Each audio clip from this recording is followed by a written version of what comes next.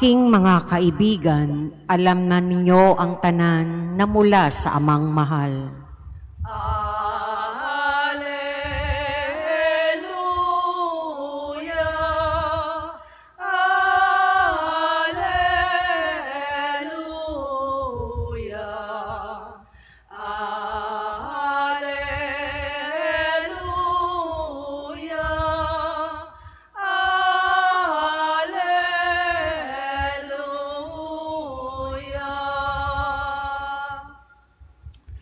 Sumainyo ang Panginoon.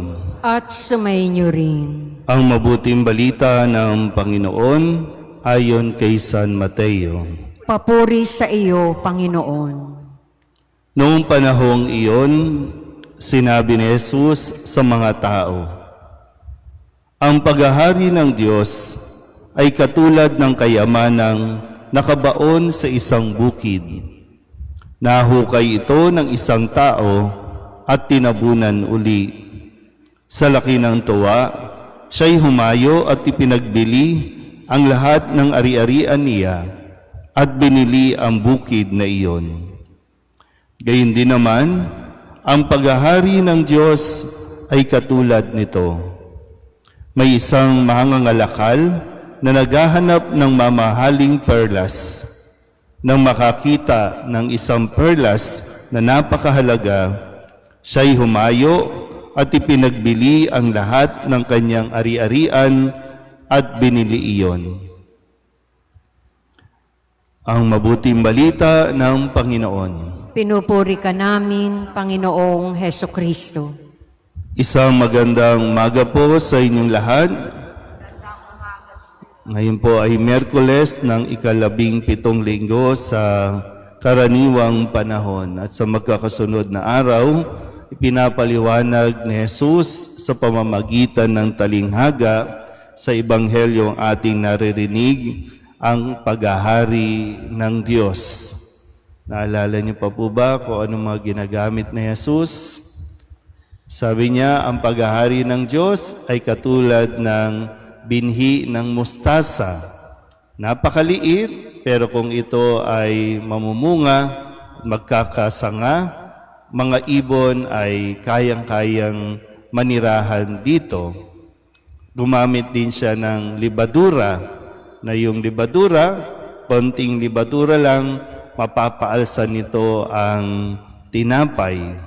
At ngayon, gumagamit ulit si Jesus ng mga bagay na napakahalaga sa tao at pinahahalagahan ng tao.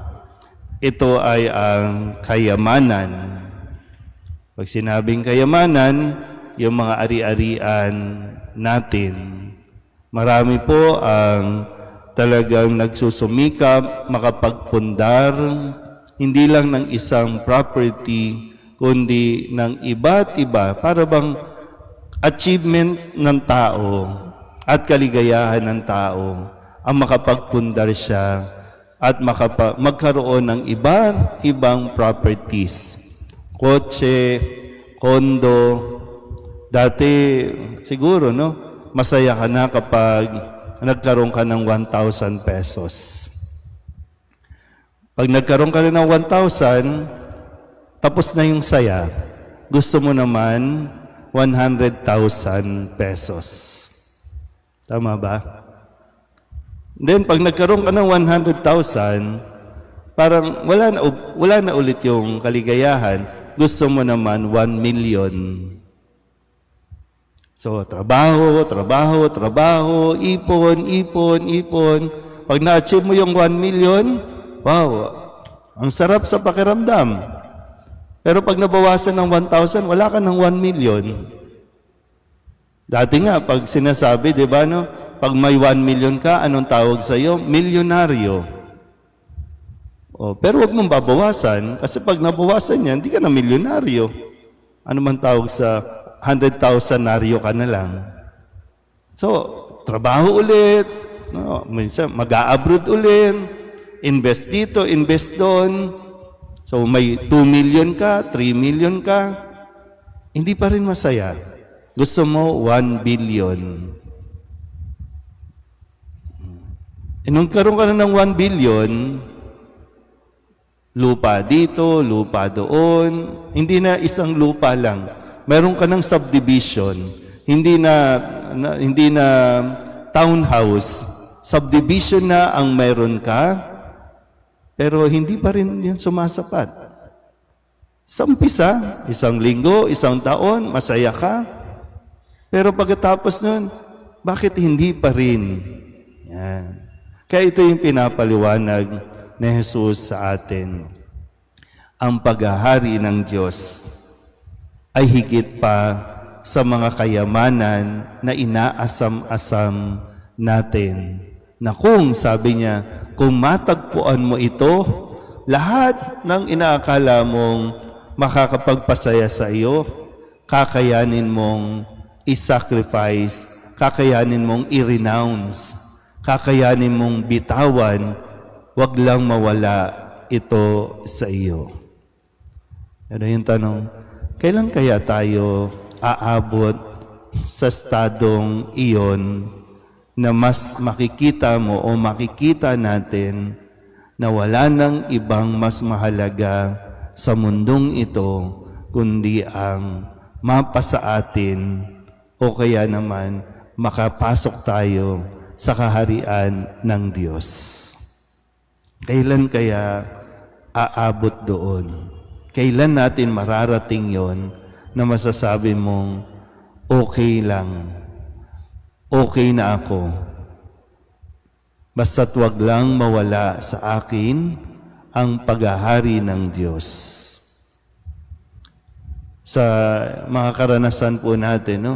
Nung walang-wala tayo, di ba po, no? Nung walang-wala tayo at talagang may hinahangad tayong sa tingin natin mahalaga sa buhay natin, lapit tayo ng lapit sa Diyos. Pero nung makamtan natin yung kayamanan na inaasam natin, bakit napalayo at papalayo tayo sa Diyos? Muli, no? Sana po ipagdasal natin na umabot tayo sa punto at sa estado ng buhay na mas makita nating higit na mahalaga ang kaharian ng Diyos kaysa sa kayamanan ng mundong ito. Amen.